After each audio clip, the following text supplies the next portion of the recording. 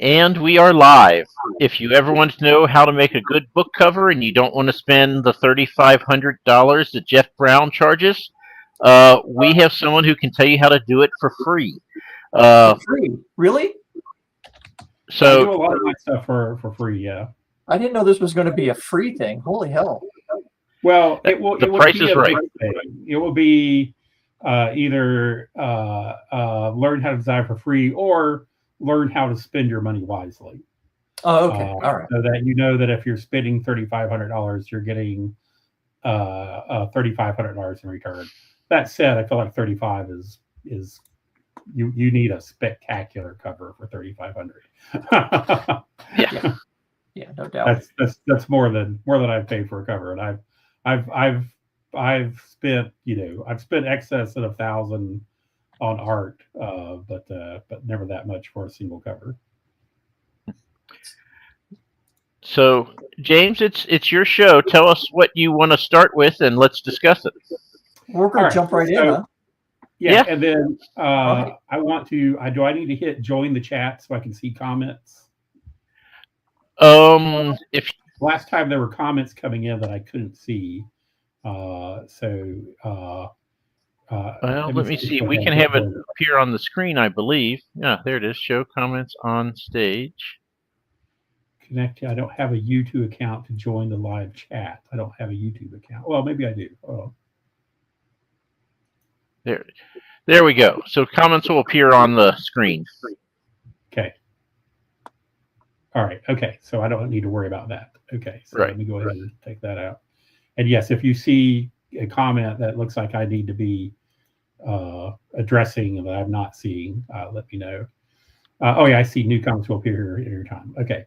So let me go ahead and start and pull up this 01 Solaris Great Shadow. If y'all want to put here, that one I got there. it. Yep. Yeah. So this is really the book that got me started becoming a cover designer. This was my 4th book published by Solaris Books. It was the first book of a new series, and they sent me this sketch, fairly well developed. The colors were there, the pose and the dragon in the background, the text was overlaid, and I hated it. I was just like, this is a terrible cover, right? She's static. The dragon in the background is kind of hidden. The dragon should be, kind of a prominent element, and it's just kind of like a flap of cloth in the background. And it's kind of busy with the volcano and the crashing waves. But the biggest problem was she just looks kind of bored and static. Yeah. So I like immediately sent them this feedback, and I did a sketch of what I thought would make for a better cover. So this is the sketch I sent them, the 02, my cover sketch, if you want to pull that one up. Whoops. Sorry, I keep removing row somehow. That's all right. You're not. We need to see him. Yeah. So there. Okay. So this is the legit me pulling out a notebook when I was getting ready to email them, and just very quick pencil sketch. In case you're having a hard time understanding my scribbles here, I'm trying to portray a serpentine dragon, and then the woman up here is like jumping into its jaws with a knife draw and getting ready to fight it, from by plunging head first into its mouth. And this is kind of like, this is a scene directly from the book, and I was like, this really captures the spirit of the book instead of the bored woman staring at the camera. And they immediately wrote back and said, "Oh, this is great feedback. Thank you so much. We'll take it all into consideration." And then the book came out with the cover that I had said was not going to work, and sales were not great. And at the end of that year, there's a professional cover designer who every year posts a list of the 12 worst covers of the year, and Great Shadow made it to and his reasons were the same. It was just, it's generic. She looks bored. Nothing about the cover. The dragon is hidden. Nothing about the cover is like screaming, "Oh, this is a action adventure romp that you want to grab." And so a few years later, I asked for the rights back to all my books that Solaris had. Hold on. Before you get to the end of this story, James. Yeah. So did you show your publisher then? It's like, hey, you made the best of list. Oh, yeah. Oh, God. And this is exactly what I told you. Yeah. And what did you say? What's painful is that the next two covers in the series were pretty good covers. The second one, especially, the woman is crouching down. She's in armor. She's got a magic hammer that she's fighting with. She's confronting this enormous ice dragon that is taking up the majority of the page. It was a good cover, but it's the second book in a series. And if no one is reading the first book, then the second cover doesn't help you out. The third cover was interesting to look at in person. It had I'm looking up here to see if I've got these covers. Hold on. I actually have the Solaris paper books right here. So the first cover, boring, just static, not tremendous. Second cover, a little monotone, but you can see that the dragon is more prominent and the woman is in a much more action-oriented pose. Yep. And instead of putting my name at the top, my name, even though this was my fifth book, I'm not Brandon Sanderson or Orson Scott Card. My name wasn't selling the book. So the title should be prominent. And so they did the right thing by making the title prominent. In the third book, Witchbreaker, very exciting, ship at the sea, big dragon coming up out of the sea after it. So I like this cover, although this was the time when, by the time this book came out, physical bookstores were more or less irrelevant. Barnes & Noble or Borders was gone. Barnes & Noble was cutting back on paperback stock and replacing like a third of their footprint with greeting cards and games. And so this cover had to thrive online, and at the size of a postage stamp, it is unreadable. It is there's nothing here to scan. There's no contrast. And so it was a decent artwork, but it didn't work as an online image.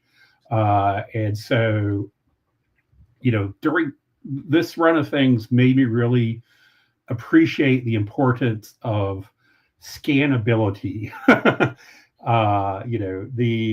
If you're going to, authors have trouble coming up with, how do I tell my publisher about this great book? If I'm writing a pitch, I've got to describe my whole book in one page, a couple of paragraphs. How do I distill down my 100,000 words into a 200-word summary? That seems impossible. And then it gets harder because you need to get it all down into like 4 sentences to fit onto the back of a book.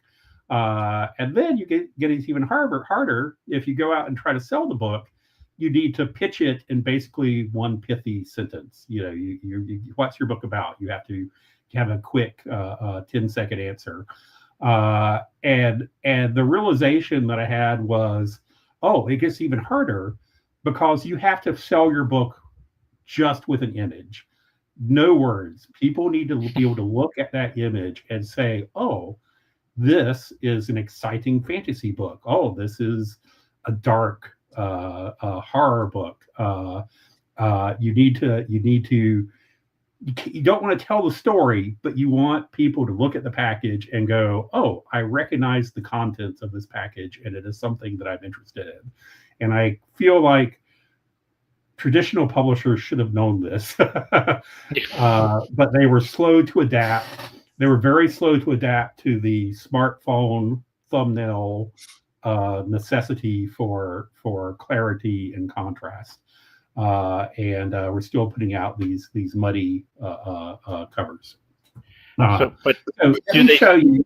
Huh? No, I was going to say, but don't they still charge like $14 for an ebook now? So do they really want to sell ebooks even? Oh, I have no idea what Solaris is selling ebooks for now. $14.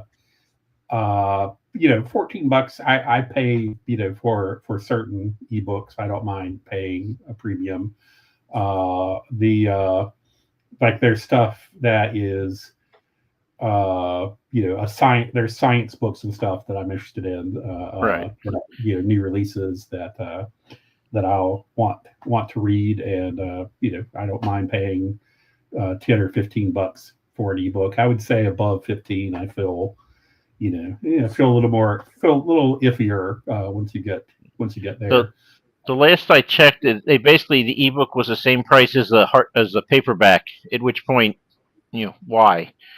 Well, I mean, they've always done that, I think, Mike, though, right? Because they've always promoted print over whatever. Right. So, like I said, I don't know that they want to sell ebooks, which is silly. You actually get something with an ebook that you can't get with a print book, and that's the ability to make the font bigger. Yes. Right. Yeah. And for older readers, or for people who move around a lot, as someone who moved around the world quite a bit, I can tell you that when movers came into my house, regardless of where we were, and saw the amount of books we had, they just went, oh, right? Because they knew it's like lots of heavy boxes, right? They were going to have to work with an e-reader. You don't have any of that, right? But as your readers get older, that's something you can market it for, right? Is if they did that.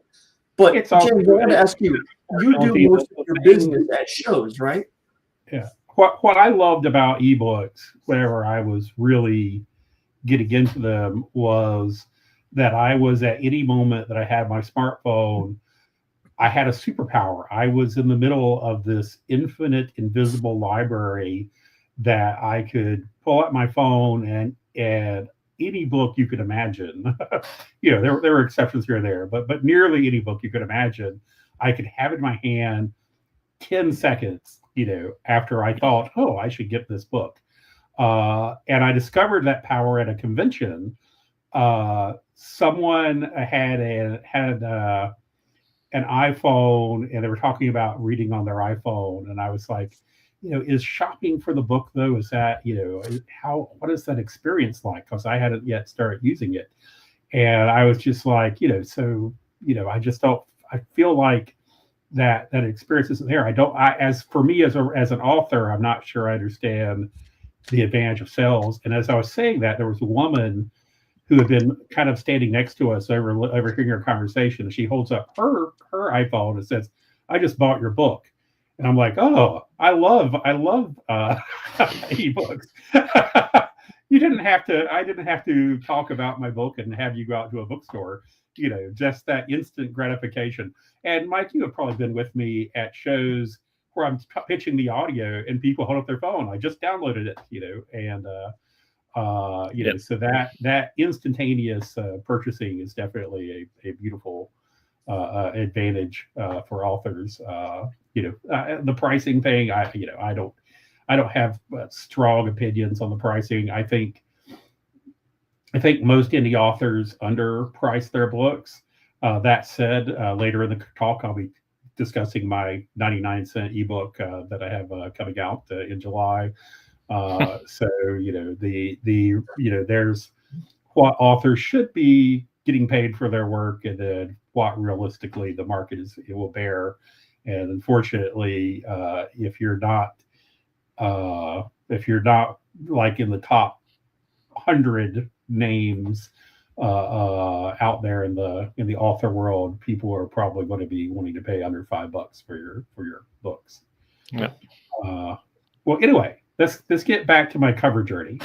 So after I got the rights back, I now had 3 books in the series that I had the rights back, and I was writing a 4th book, and I talked to Julie Dillon, who had just won a Hugo for illustration, for her cover illustrations. She had illustrated a story of mine in a magazine once, and so we had swapped emails when she was sending me the sketches and stuff for that story. So I contacted her, said, "What would you charge me for covers?" And she was like, for indie authors, I'm charging $750 for a front cover and like $1,200 for a wraparound cover." And I was like, times 4 books, that's a lot. But I could just change it, collect all the books into an omnibus, and just pay her $750 for that omnibus. And so we could pull up slide number 3, and I will show you the cover that she generated from my crude sketch. This is the image that I had been in my head that my pencil, had not quite conveyed to the Solaris crew, of the woman jumping to the jaws of the dragon, the big title, exciting up at the front. That's the draw.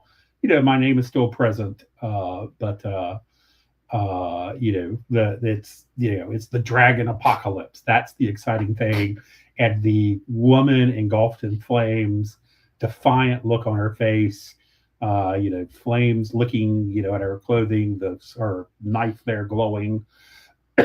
It's just a very strong image. And if we'll go to the next slide, 04,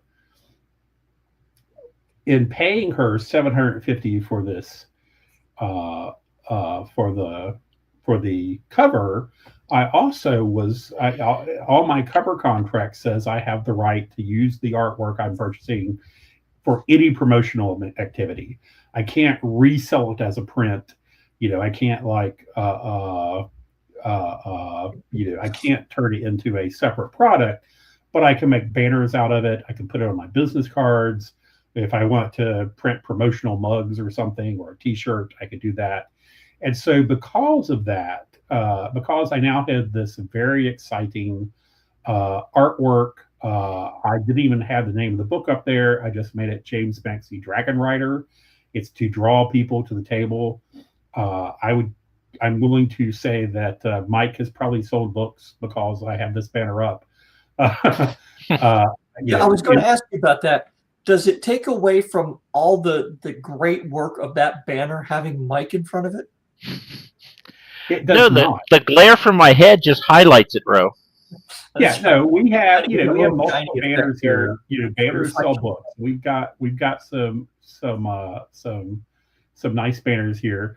Mike's banner with the dogs sells a ton of books.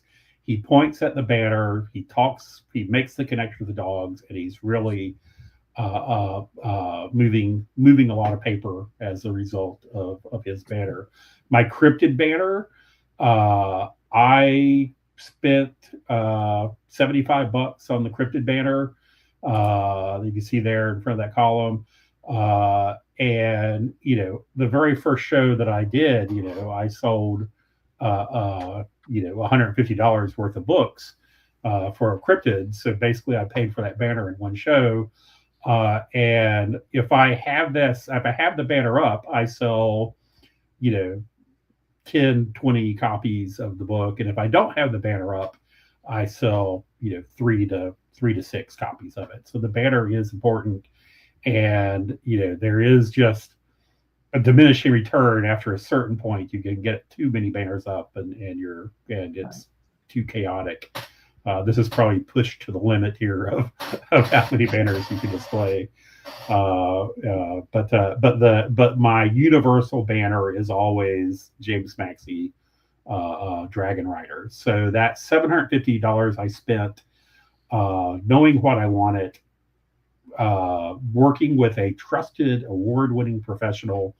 I don't know what she charges for artwork now. This was over 10 years ago. But in the course of 10 years, I was looking at my Square figures. Last year I passed the 300,000 mark for how many sales have been run through to Square since I started using it. and I can credit this banner for probably being responsible for a solid chunk of that. Not this book necessarily, but it gets people to the table, and then weirdly, they don't buy this book. I mean, they buy this book plenty, but the next book is the next two images I've got are the books that sell even more. So the Bitterwood, yeah, in 05. This is the first fantasy novel I've published. This is also a completely self-made cover. This is not clip art. This is all the stuff in the background is just me putting in different layers of Photoshop. This dragon head is coming from the basic outline came from a font set where dragons form the alphabet. And so this is like the top of the S really blown up. And then it was just flat. So I just have the outline. And this is all just using Photoshop, what am I trying to say? Embossing to give it depth and the gem-like effect behind it. It's if you're trying to realistically draw a dragon pendant, you could probably do a better job than this. But people look at this cover and they think, "Oh, dragon," and then they also see the blood splatters over it. That might not work as an ebook, but it conveys that it's kind of a darker themed dragon book. And it turns out dark sells. So I wind up getting people over with the excitement of the woman jumping into the jaws of the dragon. And then I start talking about my post-apocalyptic America with genetically engineered dragons hunting the last humans. And people are like, "Oh yeah, Bitterwood, I'll do Bitterwood." And if we go to the next slide, it doesn't this is the complete collection. It is all four of the Bitterwood books. The ebook includes this is the ebook cover. It includes some bonus novellas that I would make the print edition too thick to print, so it's just in the ebook. But anyway, I sell a ton of this. This is actually the Solaris cover for the first Bitterwood, and I paid the artist to get the reprint rights to do this cover and use it on the omnibus. And this is an astonishingly effective cover. Whenever I was really paranoid about how they were going to portray the dragons on the cover, because the Bitterwood dragons don't follow a standard fantasy pot-bellied creature with 4 legs and 2 wings, breathing fire. And I just was like, that's what's going to wind up on the cover. But by just focusing on the eye and the archer reflected in the eye, it's an immediate confrontation. It's a very effective way of conveying the story. So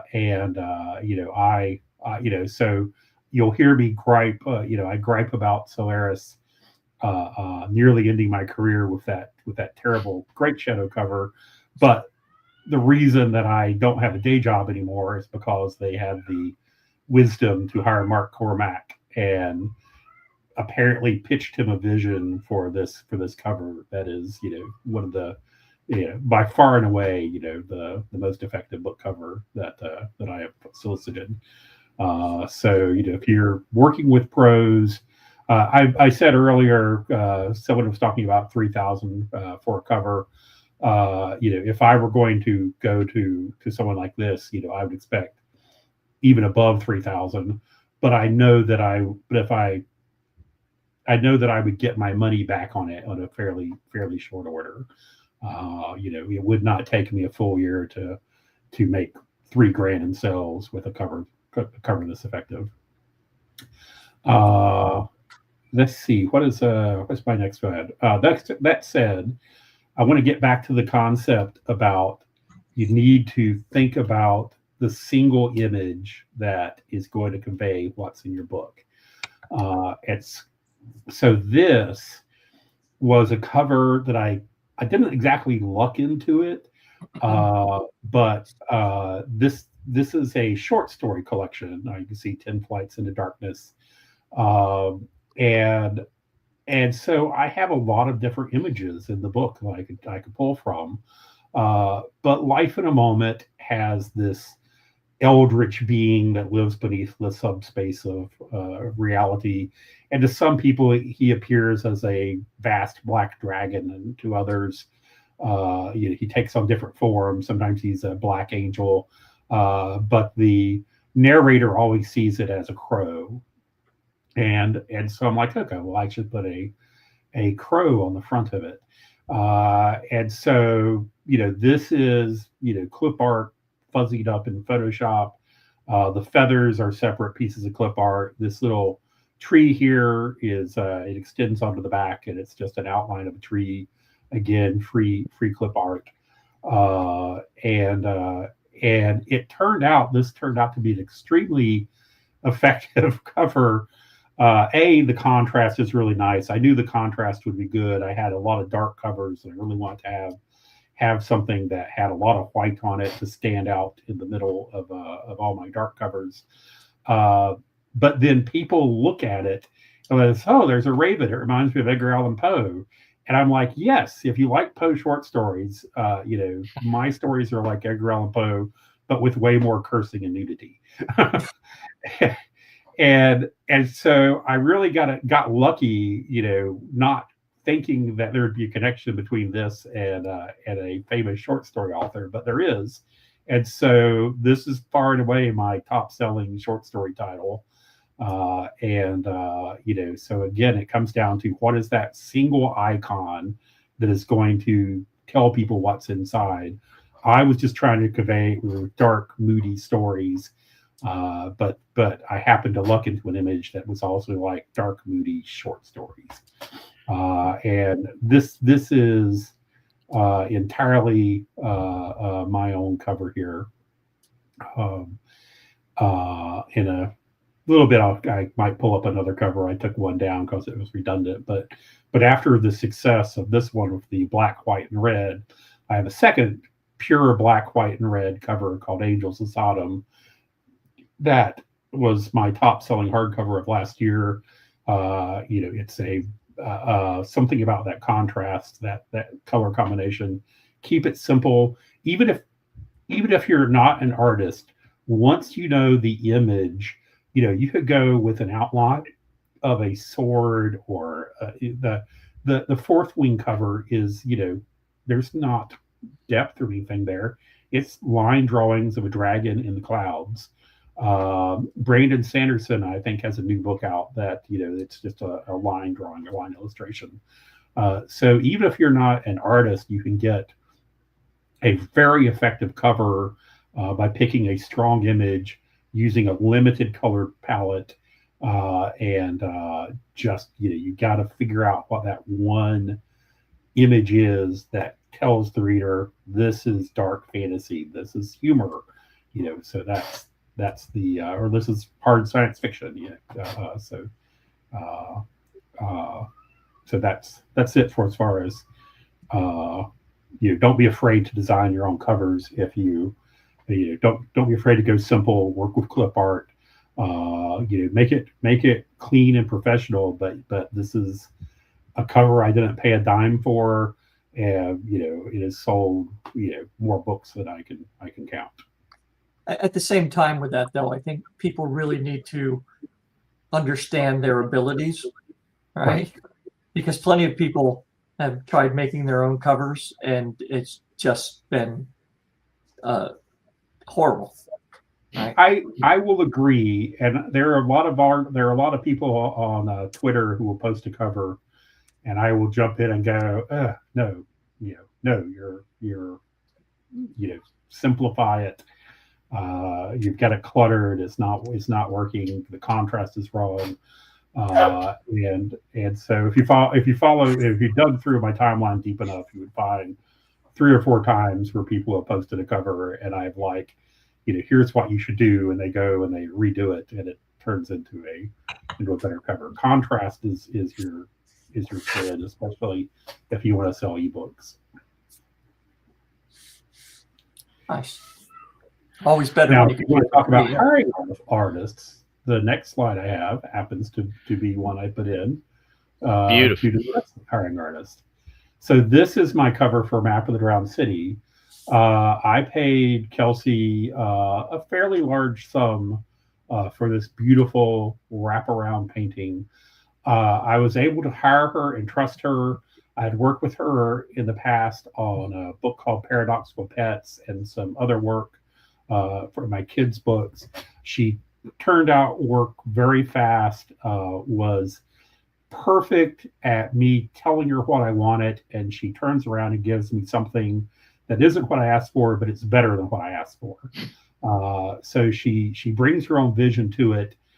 She's not just a human chat GTP where I say, here's what the cover will look like, and she doesn't just immediately draw the precise thing that I told her to draw.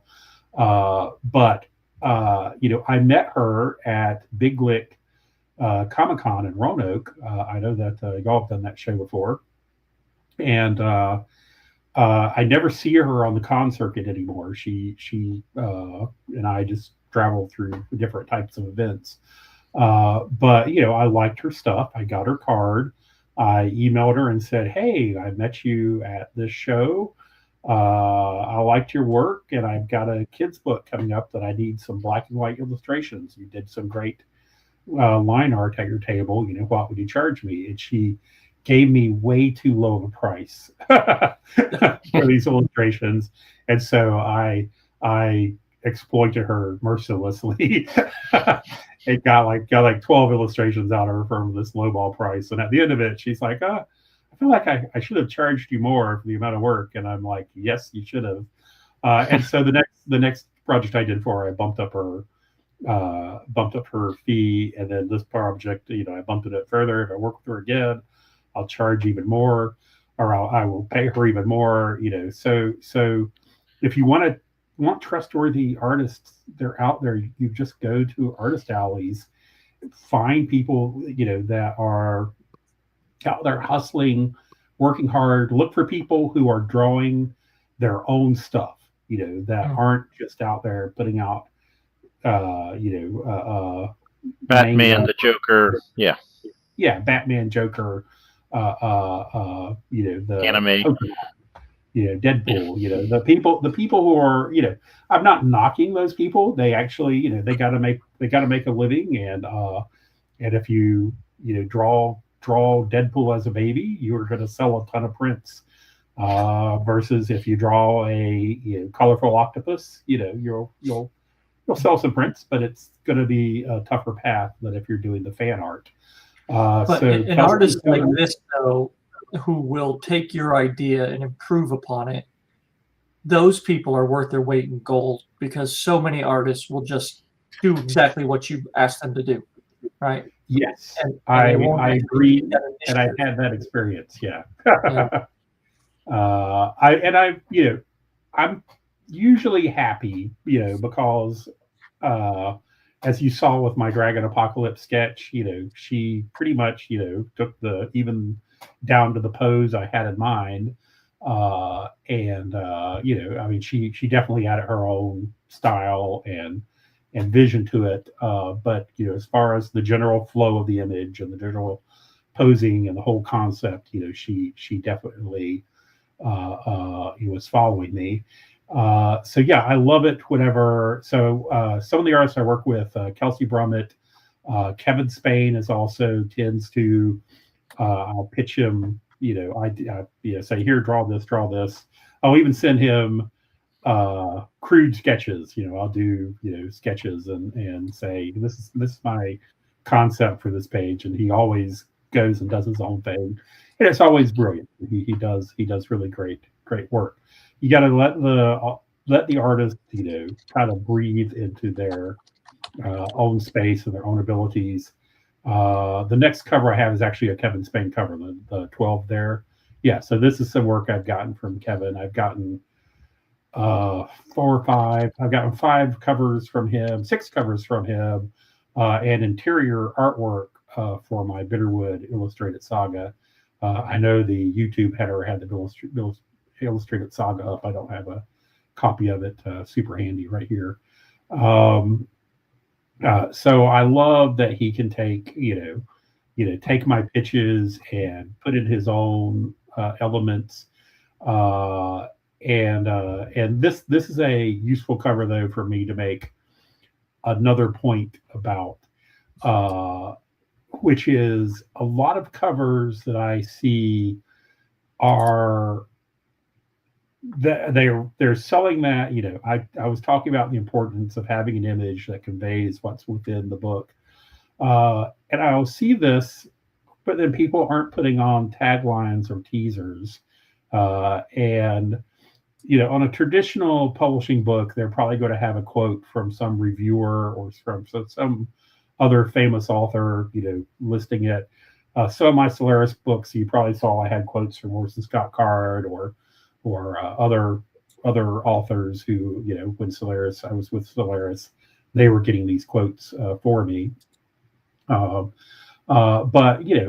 put some text up here. Explain what's in this book.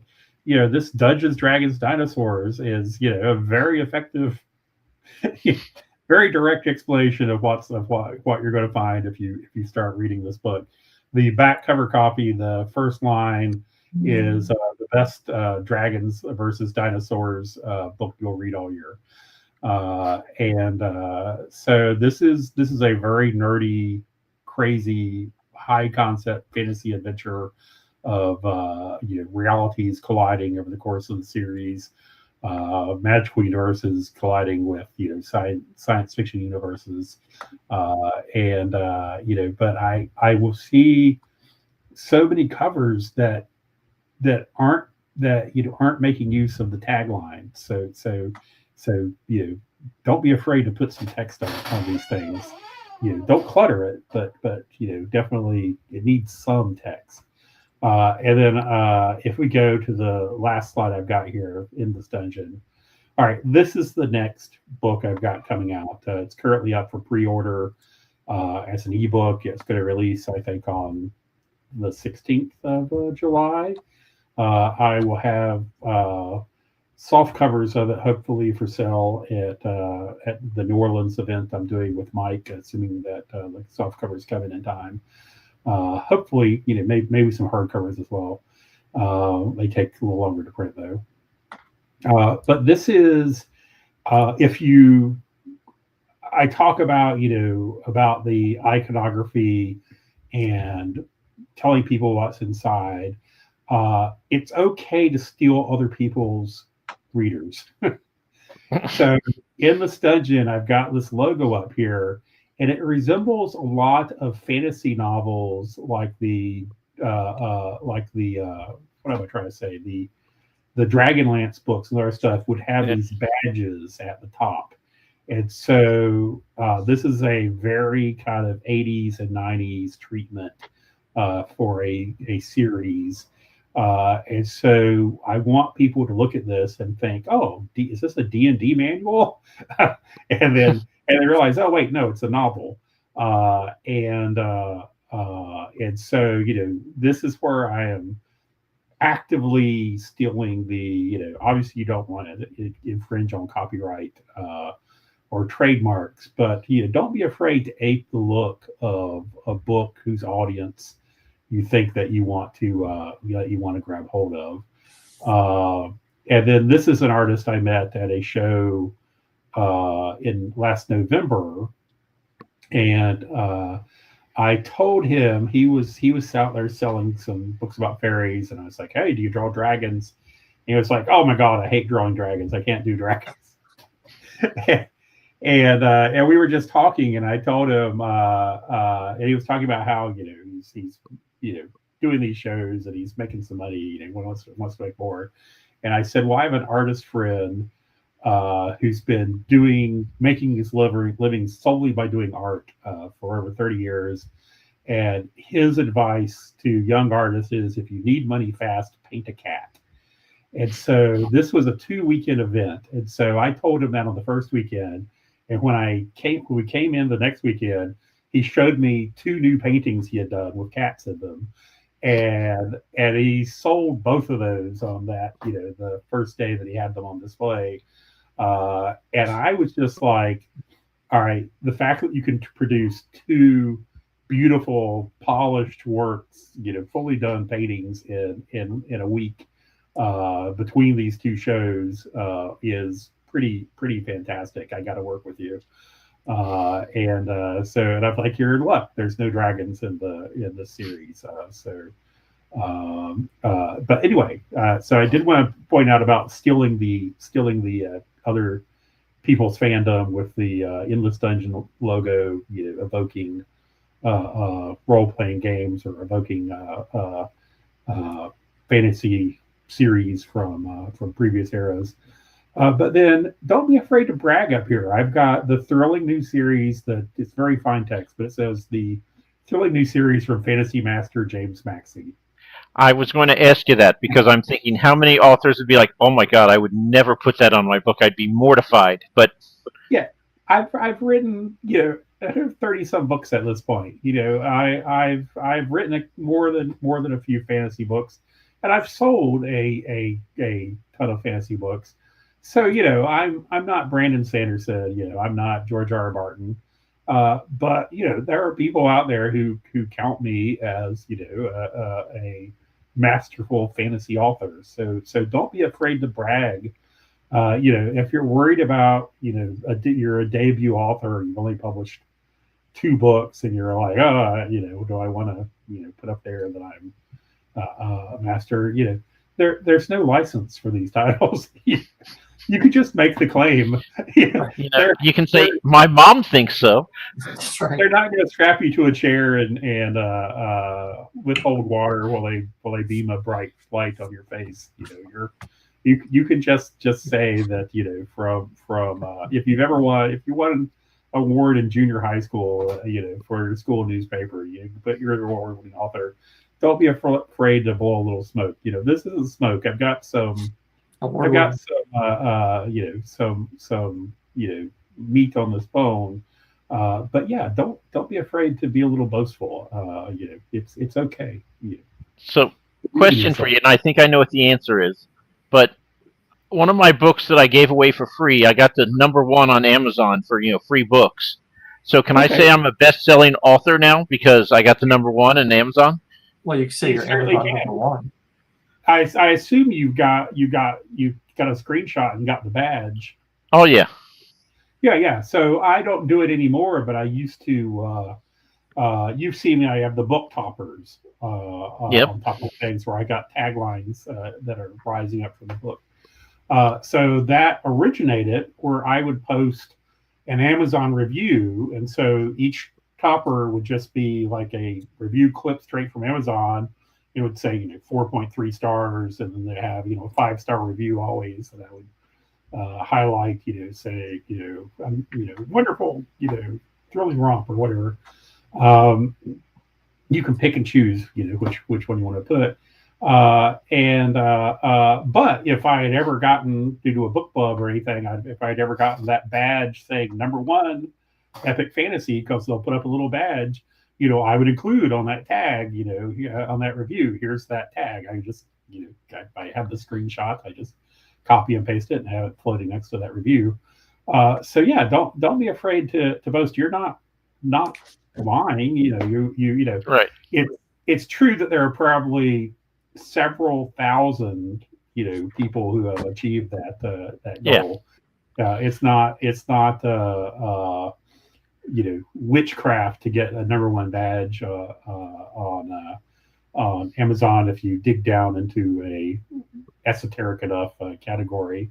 But on the other hand, there are a couple of million authors right now on Amazon that have never got that badge.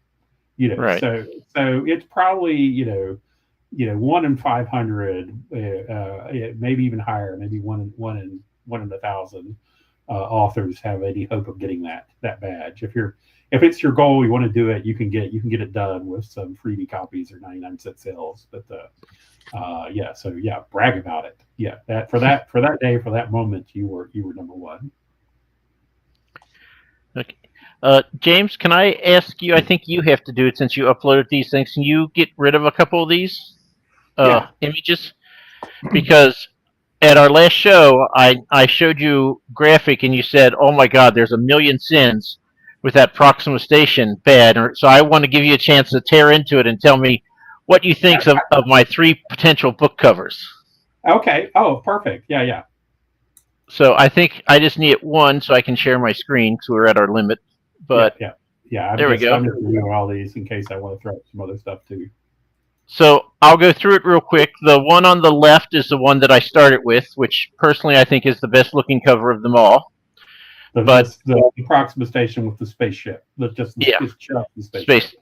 But when I published it, the first 40 reviews I got, I had 4 2-star and 4 3-star reviews, which, I mean, maybe I'm just becoming a crap author. But I thought maybe my cover is making a false promise of what you're getting because this is absolutely silly sci-fantasy. So therefore, I wanted to switch. The one in the middle is the one I go with. Fiction cover for the first one. What's that, James? The first cover is a dark, hard science fiction cover. This is right. A murder mystery on a space station, or a station prepping for war against an alien invasion. It does not does not resemble humorous dog aliens. Right. So the middle one is what I'm using now because I asked people to vote, and I got 40% said the first cover, 40% said the second. My personal favorite is the third one, and that was the least. That was 20%. Now, this is just me putting it together, and comment I got over and over again is it's very Photoshoppy, which is true. I just threw these images together that I had and did nothing else to it. But I think as far as promising what you're going to get, I think that's the best cover, but I think it was done by me, so it's poorly done. Yes, you need to hire an illustrator who can draw all that in a single unified style, and with the light and the poses are just off. These are obviously being creatures from different angles, and then I don't want to be cruel here. Oh, be cruel! Be cruel! Possibly the worst font I've ever seen for a book cover. I don't disagree. Why of the 3 books, the 3 mock-ups, did you stick with this? I mean, this looks like something that a 12-year-old would be drawing on their line notebook comic book that they're drawing. It's not professional, man. I do not disagree. I missed something there. Which one are you talking about, James? The font. The font is the font. Oh, it's almost like somebody should have mentioned the font to you. So I take it you have told him that the font is terrible. Multiple times. Multiple times. Yeah. Like monthly. All right, and then here's your other sin: is you're putting white text on the third one. You got white text against a light background. You are smart enough to change it to black there at the bottom, but on the second version, you've got the mic of Mike Moment against a white background, and then the Proxima Station. The station is overlapping with that very pale blue. And then on the first one, you got the dark one. You've got you can't even read that it's Proxima Station because the T and the A are being absorbed by the white background. I'm not good at this. That is I will tell you for the font, which is not really an excuse, but I have a font made for each of my different series so that they will all have the same font, so they'll all be And so I paid for this font, and I was like, you know what? I wanted something kind of silly because it's a silly series. I was not in love with this font, but I paid for it. So I was like, I'm going to get my money's worth. So that's why it's there, which is not a good answer. I understand this, and I do not disagree with the whole it's an ugly ass font. But that is why it's there. All right. So when all else fails, here's the thing that you compare it to constantly is Hitchhiker's Guide to the Galaxy. Yep. Probably your most effective comp why don't you go look at the font they used on the most current edition of Hitchhiker's Guide to the Galaxy, or even one of the classic versions, and try to mimic that font style? That would make a whole lot of sense, James.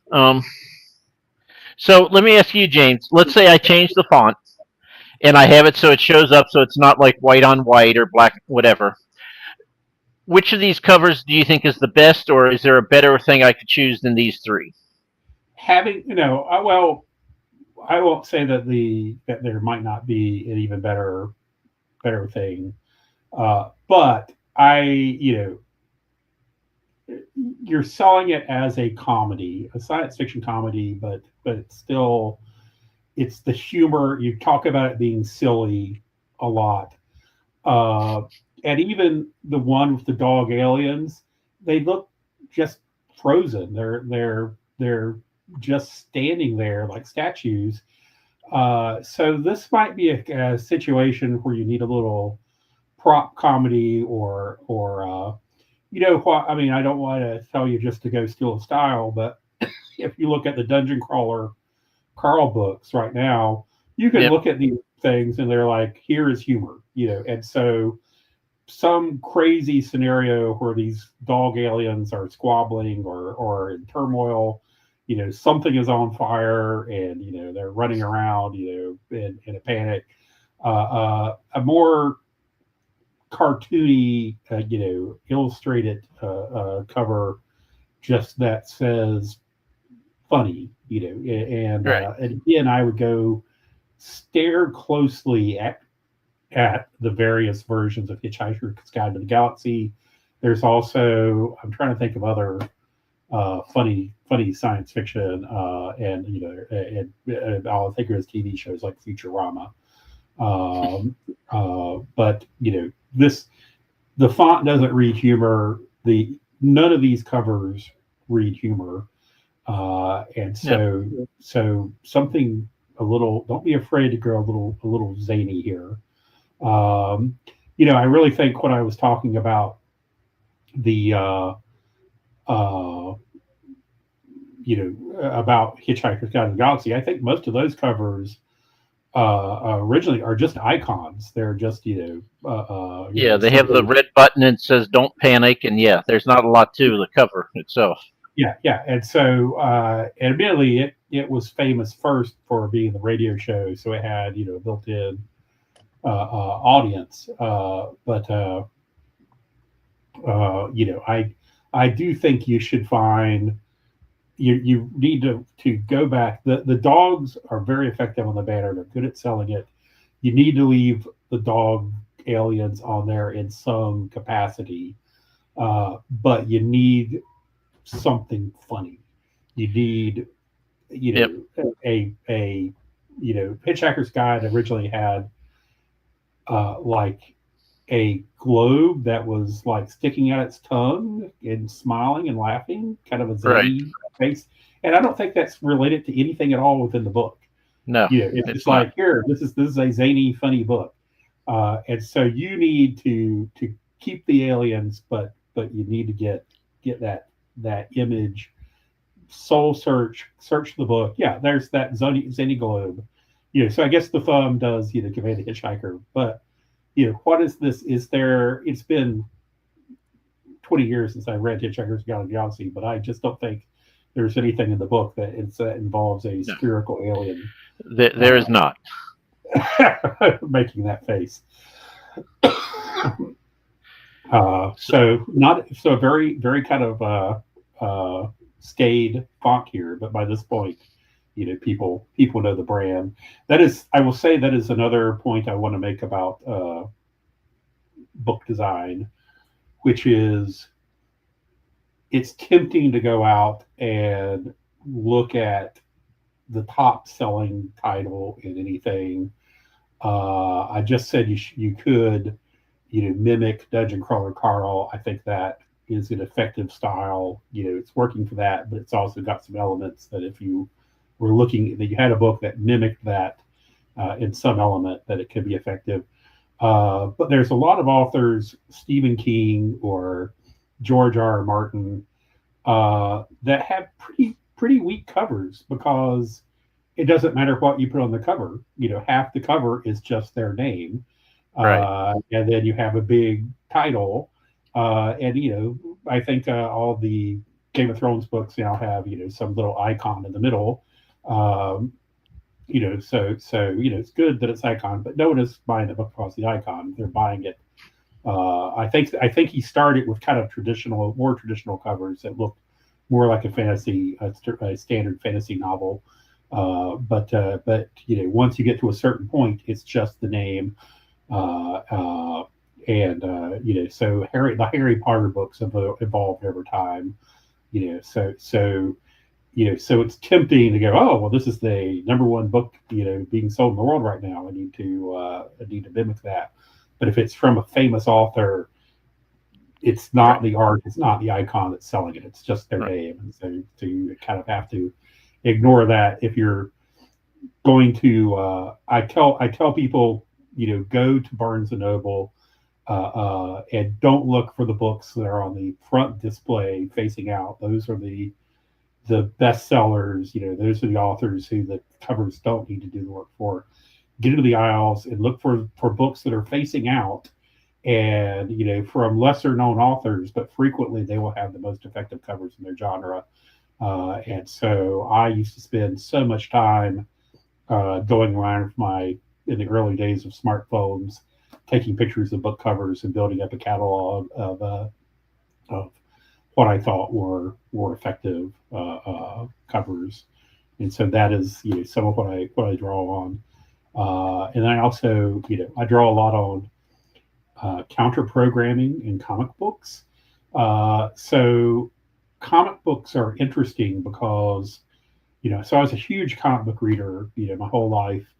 And the newsstand competition for these covers was really fierce. And so they would go through these cycles. So there'd be like one book came out and it would have a gorilla on the cover, and it would sell more than other books. And so 6 months later, there would be 9 books with gorillas on the covers. This is legitimately why there's so many covers with gorillas. Uh, and and then I don't remember which one it was, but there was a cover that came out that was like 80% white.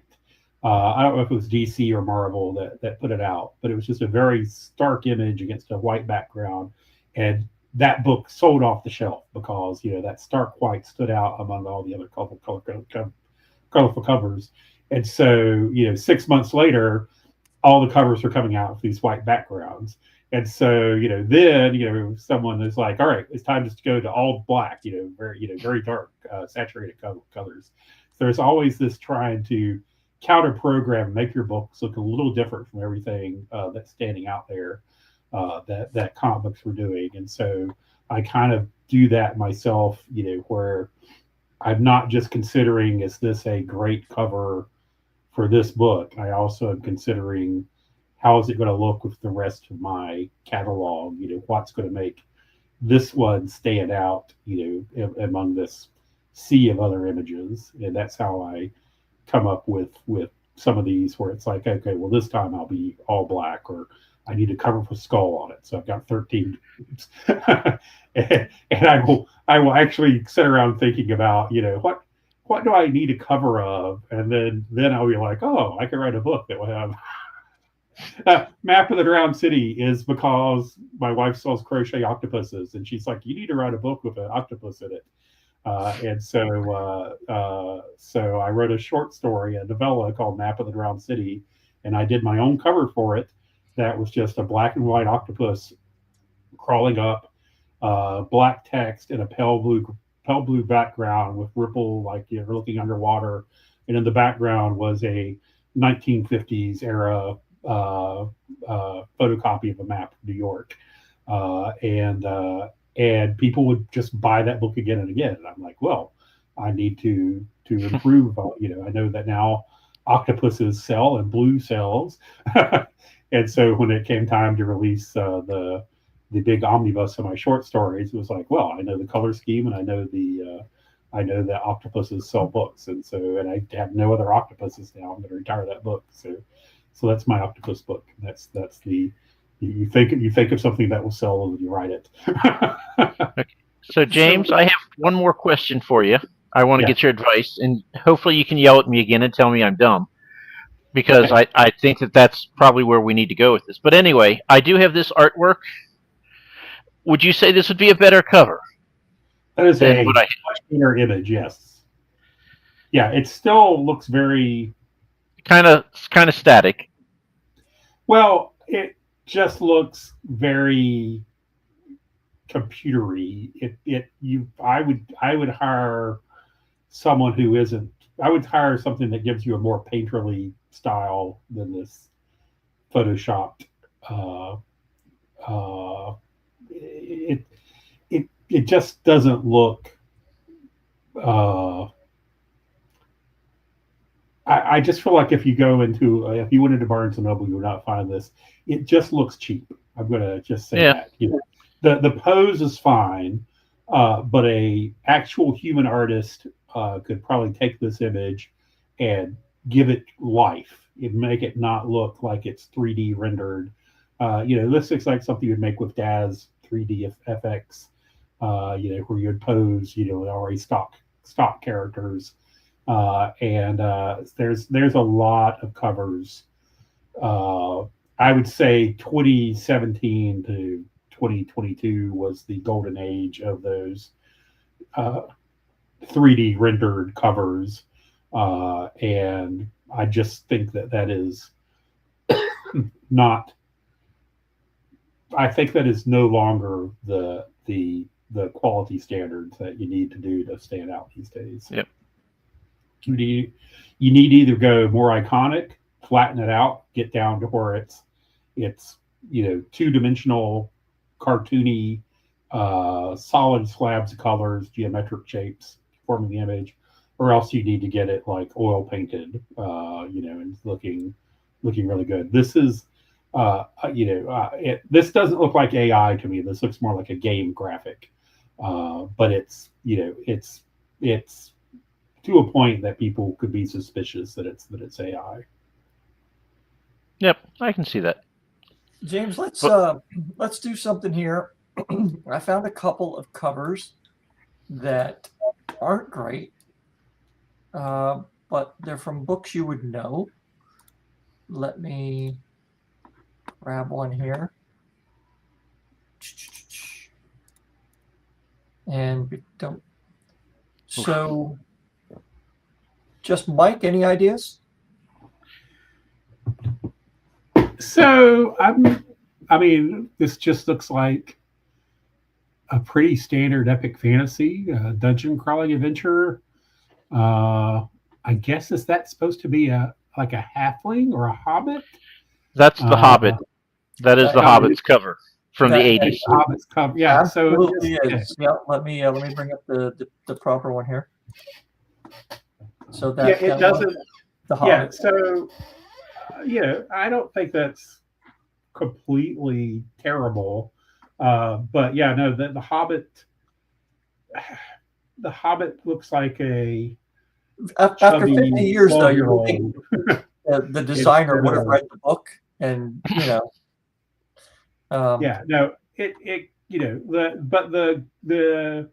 good news again here is that they're safe. That it doesn't matter what they put on the cover, they're going to sell a ton of copies. This is just chaotic. I have no idea what the fuck this is. Mike, any ideas? I don't know this one. Any ideas from the peanut gallery? There's a ghost girl. All right, ready? Yeah, I really don't have a clue. You're going to be kind of gobsmacked when you see it. What? I don't understand that even a little bit. But I've never read the book, so maybe the book is something different than the movie. Well, but I just what is the overalls? Now, the blue jeans? These next few aren't books you would have necessarily heard of, but no. So see, I don't dislike this cover.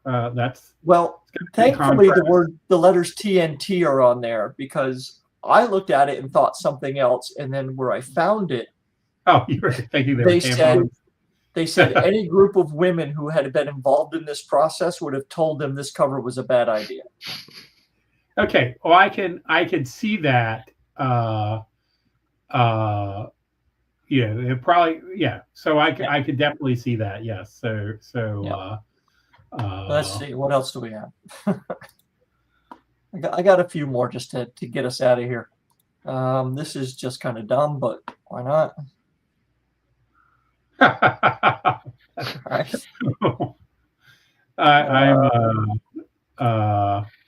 I mean, I guess I've done sleep studies, so I kind of recognize all the stuff. I don't know. I mean, if you're obviously selling this to people who have CPAP machines who have probably been through the same study and had the same. Yeah, but there's better ways to do it. Yeah. Oh God. Yeah. This is kind of a disturbing. It gets worse. Hold on. However, it's very appropriate because we're on the eve of Supergirl being released. And the thing I guarantee you they will not put in the movie is that one of her longest running boyfriends was a horse. But this horse has like hands. So that's all. Oh yeah. Oh, that is. Oh yeah. Okay. Let's see. Okay, you want to talk about disturbing? That is just so wrong in so many ways that I don't even. Yeah. That is I don't even know. I mean, that's obviously from like the late 70s. Yeah, definitely kind of thing. This was someone who wasn't even trying. So all right. So this is a little bit unfair because this is obviously a terrible book. So it's not just that it's going to be a bad cover.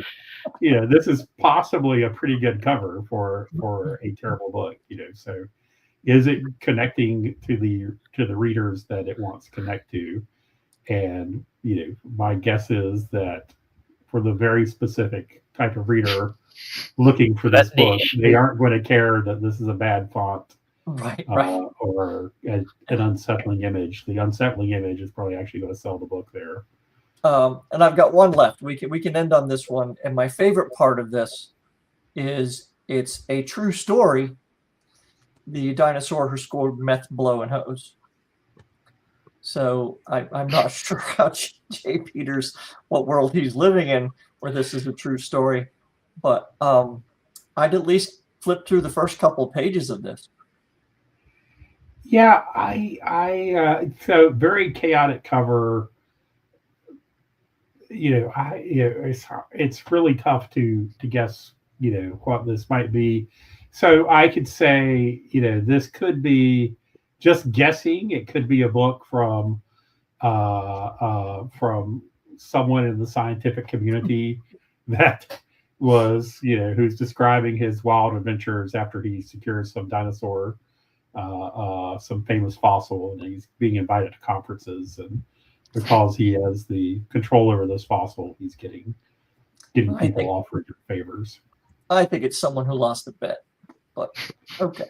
It could be. I might be reading too much into it, but I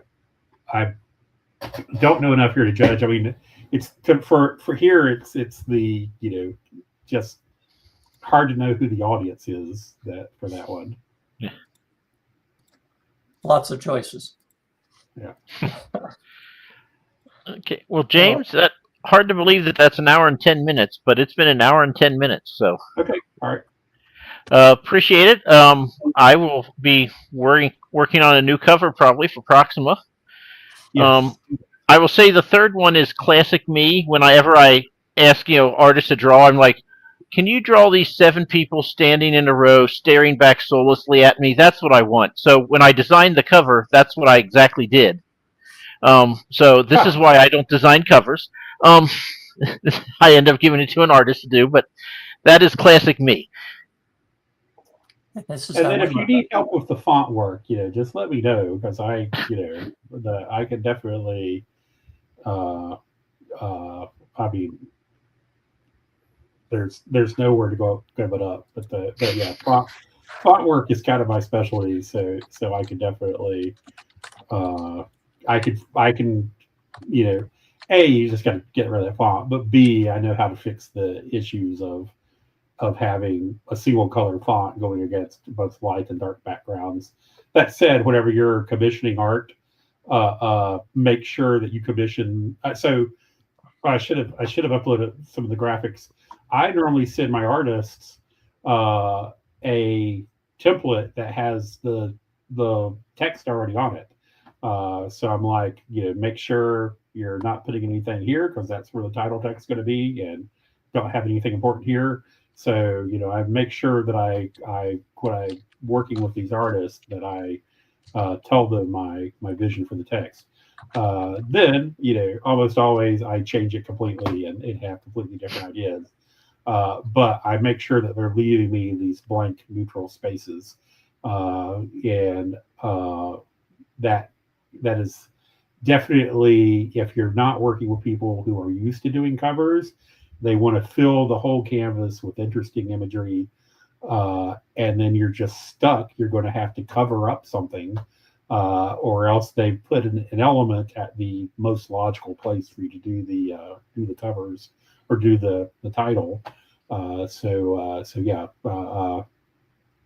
that's my further bit of advice. If you're going to hire an artist, figure out your text treatment first. We didn't get to talk about the hidden languages of what fonts tell which genre. So. All right, and we are back tomorrow for random writing prompts. Mike will be scheduling somebody soon. Yeah. Yep. Next week we will have a guest. Just don't know who yet. All right. Awesome. Well, thank you, James. I hope everybody was taking notes, and if not, you can go back and rewatch it again. Don't forget to like and subscribe if you're here after 71 minutes. Hopefully you've done that. And thank you all very much. All right. Yep. Thank you, James. Wave awkwardly now.